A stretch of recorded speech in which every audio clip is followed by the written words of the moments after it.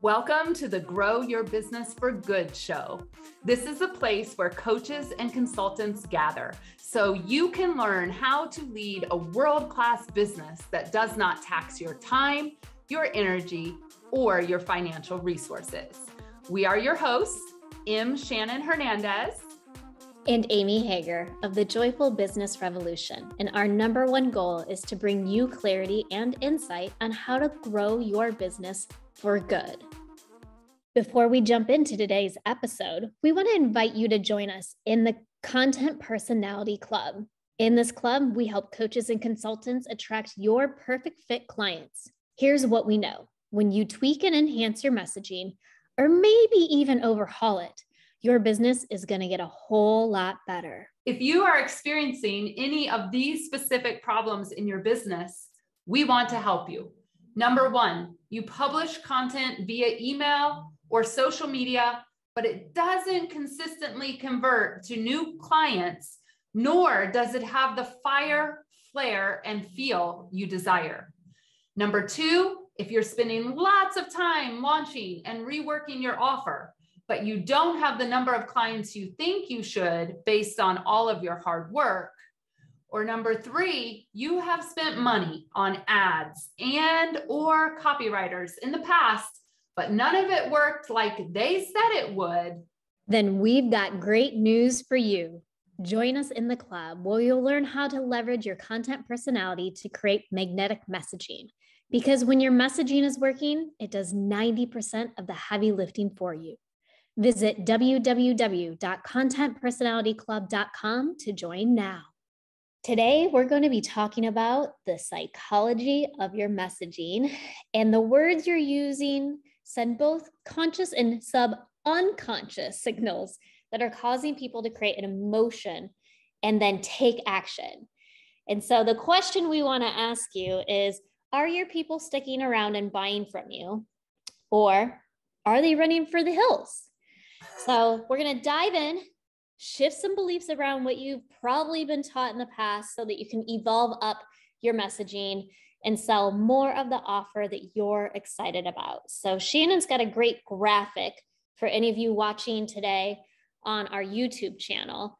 Can you pull that up and dive into this topic, Shannon? Yeah, this is one of my most favorite topics to talk about. I know. Anytime you hand draw a graphic and we reuse it over and over and over, I know it's one of your favorite topics. Yeah, and people really get this when they see it. So if you're listening to the podcast, I'm going to explain the graphic pretty graphically. All right. If you're watching over on YouTube or on our website, no worries. You're gonna get to see it in full force. So it's really important that everyone understands that your words are having an impact on people, whether you realize it or not. Okay. And that impact is creating emotion, and that emotion is creating an action. Right. And so we can have action where they stick around, or we can have action where they actually leave and they're like, no, not for me. Right. So if you are listening to the podcast, I want you to imagine a wheel, if you will, a circle with arrows between 4 steps. So step 1 is people experience you and your content, right? They are experiencing you. You all are experiencing Amy and I at this very moment.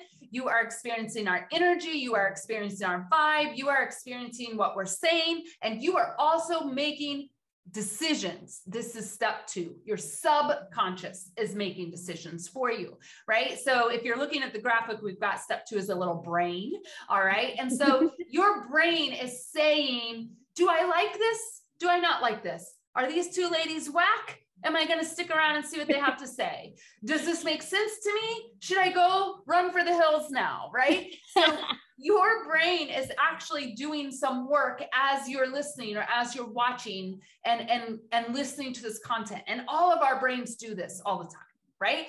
And so your brain is doing this work for you. And then you are getting an automated response, which we call an emotion. And that emotion is like, ooh, I love it. I don't know. I'm out of here. All right. So that's step 3. I've got a smiley face. I'll call it a medium face with a a straight line, and then a real sad face, right? He's so sad. Wah, wah, wah, right? And so when you create content in your content personality, and if you're tuning into us and you don't know what any of that means, you're going to go back to season 1 and go through the content personality types. You can take the quiz at joyfulbusinessrevolution.com/quiz, and you can discover your content personality. So when you're creating your content, you're putting your content out into the world in your content personality, there's energy. The brain of your people is doing subconscious things. It's creating an emotion, and then they're deciding, are they sticking around or are they leaving? And that's step 4, is that taking action piece. Okay. Now, the essential question becomes, why do you even care about this when it comes time to do your marketing for your business? So, Amy, why do you think this is so important that we have brought this so to the forefront of our brand and people are resonating with it? Because I think when we're creating content, we get so wrapped up in the creation part and being creative and doing something that's eye-catchy, that's flashy, that's wow, that's amazing. And I think we forget that there's actually, like you said, this emotional experience that should happen. And so instead of worrying about the flash and pizzazz, I would say, take a step back and look at this first and say, is this actually how my content and messaging is landing with people? Yes. And it's perfect. And this is what we work with students in our club, right? It's called the Content Personality Club. And we're constantly thinking about this cycle, right? This psychology of messaging cycle, and how are the words landing? And it's why for so long, we believe that so many people, you are not the problem. Your business is not the problem. Your offer is not the problem.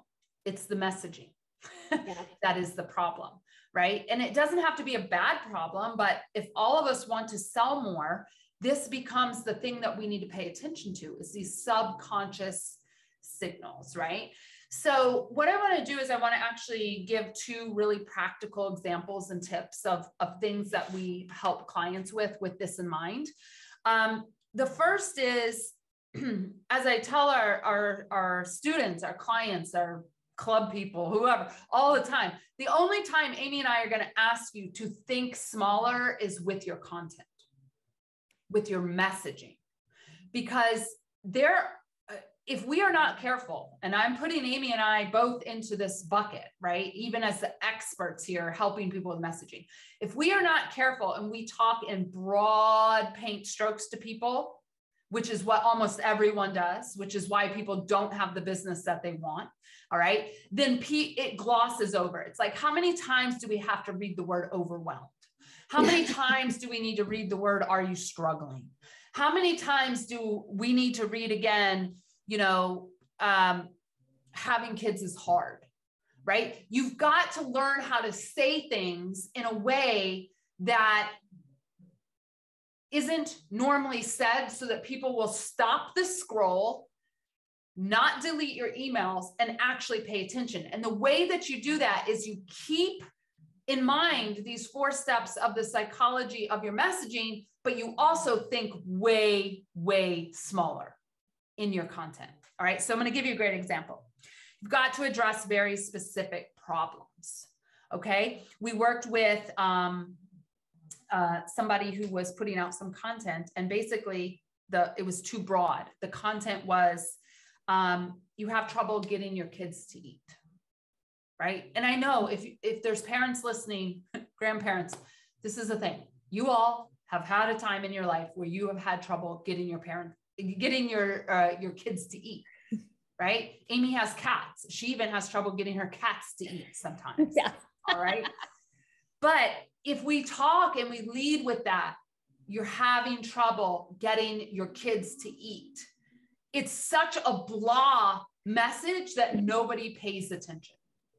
So the essential question becomes, when people come and work with us, well, how do we actually make that compelling? How do we make people stick around? How do we make them, perk up and pay attention, get a positive response of, oh, this person knows me inside and out. I'm going to stay and take action, because that's what great marketing and messaging does, right?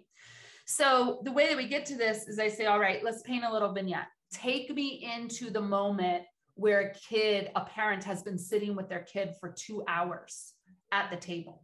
They've tried the peanut butter. They've cut the crust off. They've done a chicken nugget. They've hid the broccoli. I don't know. What are all the things? All of the tricks, right? To get your kids to eat. They put chocolate sauce on it.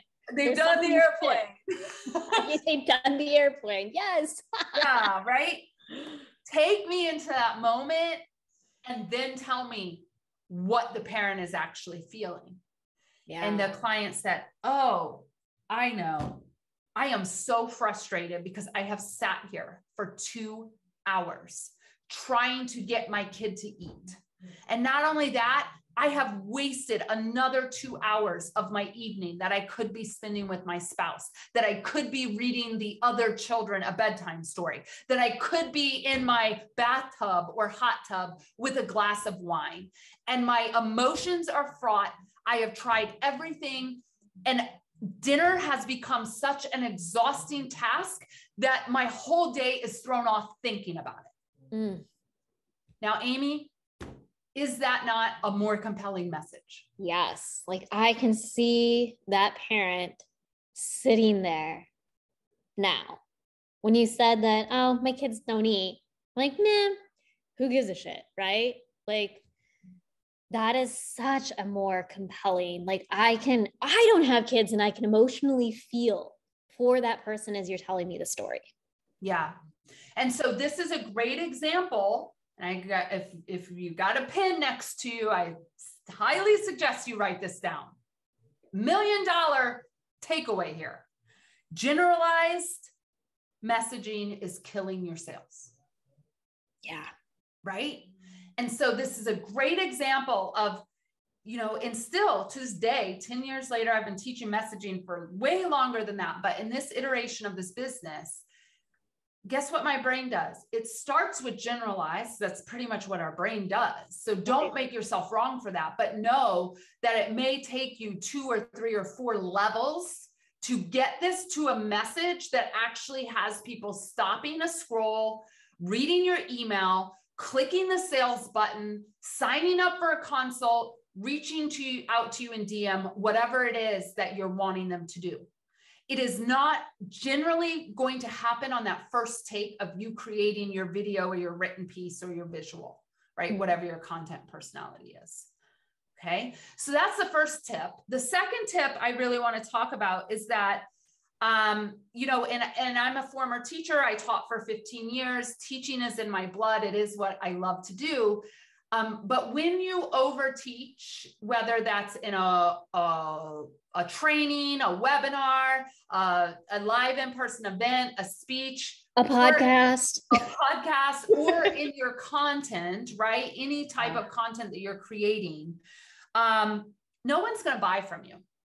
Okay. And why would they? Why would they buy from you if you are giving solutions? So the question always becomes, it's this aha moment of, oh, that's a psychological thing too. Like, why would I buy from Shannon if she went live in her group every single week and gave solutions, which I did. I used to do that. And we didn't have a lot of sales. Okay. We've closed 2 months in a row at 70K, which I'm super happy about. No ads, but we have dove into messaging hard in this brand, right? We have come back to the foundation. And so if you're not going to teach, but you still need to show up and have value, right, in your content, then we're going to give you a new way to think about the messaging that you're putting out there. And it's raising awareness to the mistakes that you might be making. And you're going to actually use that language as you take your message out to the world. It's going to sound, instead of, hey, the old way of doing this is, if you're, trying to think of a great example. If your Facebook post isn't converting, do these 3 things. and then you give away the answers. We don't want you to do that anymore. What we actually want you to do is say, hey, if you're posting on Facebook or LinkedIn or wherever, and it is not converting, there might be 3 mistakes that you are making. Mistake number 1, and you go on with it. Not the solution, the mistake. Mistake number 2, mistake number 3. And then you say, and if you would like to get my help with this, please reach out, because once we turn these around for you, you're going to have a very different way to generate leads in your business. Okay. Notice it's a mistake and a call to action rather than you need to do these things and solve the problem and a call to action. So Amy, you actually want to talk about this because we transformed our sales process as well using this same kind of framework, if you will. Yeah. And I think the other thing too is when we're going through this framework of, because most of us are coaches, most of us are consultants, it's just so easy for us to coach and consult and to give it away. So if we put the pause and talk through more of this methodology of what this could look like and contact me for the solution, then they actually have a reason to contact you. Instead, when you give away the 3 tips, if you're hearing, I need time to implement this, that's a really good sign that you've overtaught, that you've overexplained and you've given away too much of the solution, because there shouldn't need to be time to implement anything, because we're talking about the mistakes and how this looks like. We're not talking about how to solve it.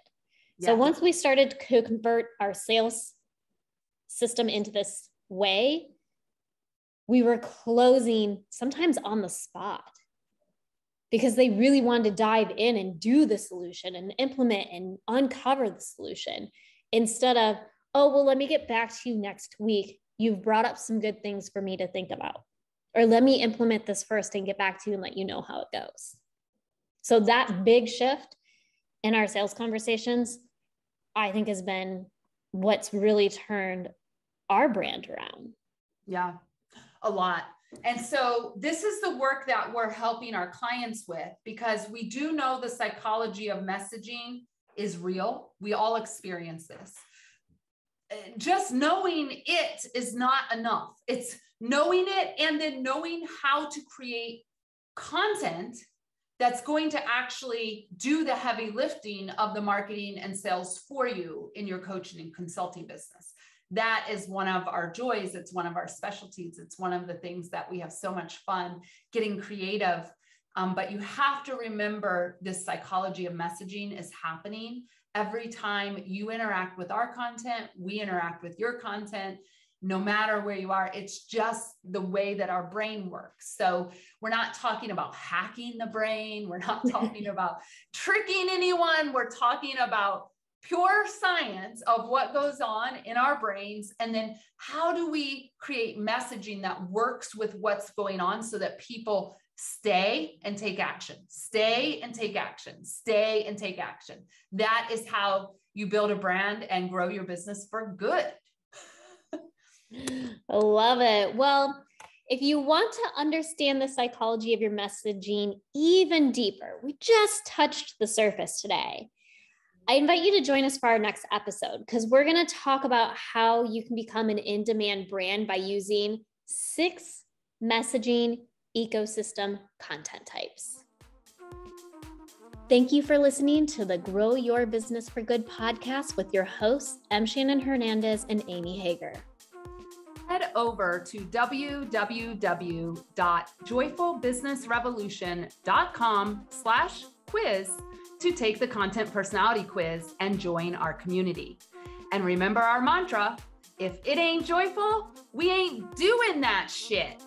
If you haven't done so already, please subscribe to the show, leave a review, and spread the good news with other coaches and consultants.